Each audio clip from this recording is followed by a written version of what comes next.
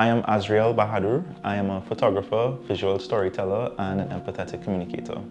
My visual medium is photography, and I think it's one of the most powerful mediums. It's also one of the most accessible mediums.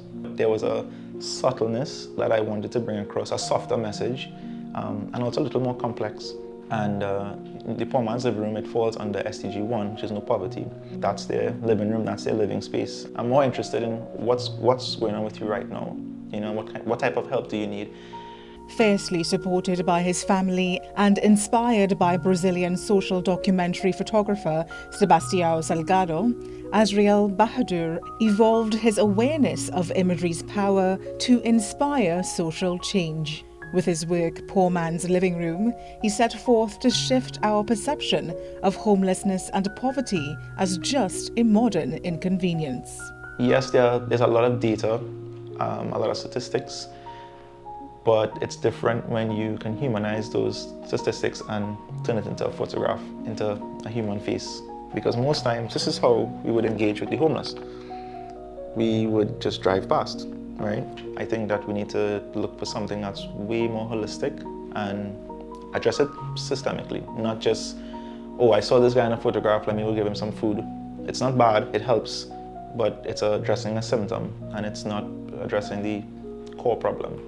Azriel spent hours in conversation with each man and woman that he photographed, visiting multiple times and adding notes to his field guide before ever capturing the first shot.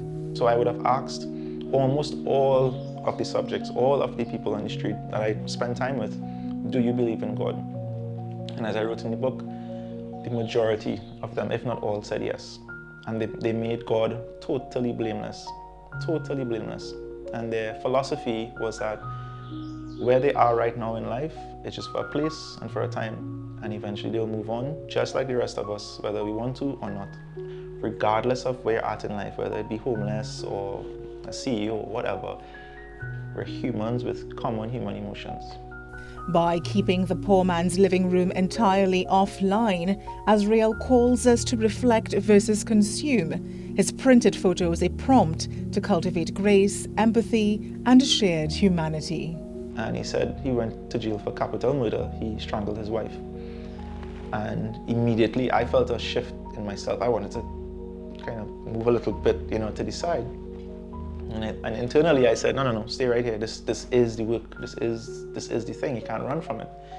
But I noticed that shift in myself, and I said, I wonder if we know the full story of, I guess, all of these folks, would we still want to help? And that's very dangerous because you start judging. But I would argue that if I were to put a magnifying glass on any one of our lives, we would find plenty justification for none of us to receive any help. And Azriel's advice to young artists is that their authentic art can be more than entertainment, especially if they work collaboratively. But whatever your thing is, whether it be painting, photography, music, it has the power to bring about change. It may not be systemic on day one, it may not be holistic on day 3, but the one person that hears your song or reads that little poem that you think is not good enough, it changes their entire lives. You can't save the world, you can't.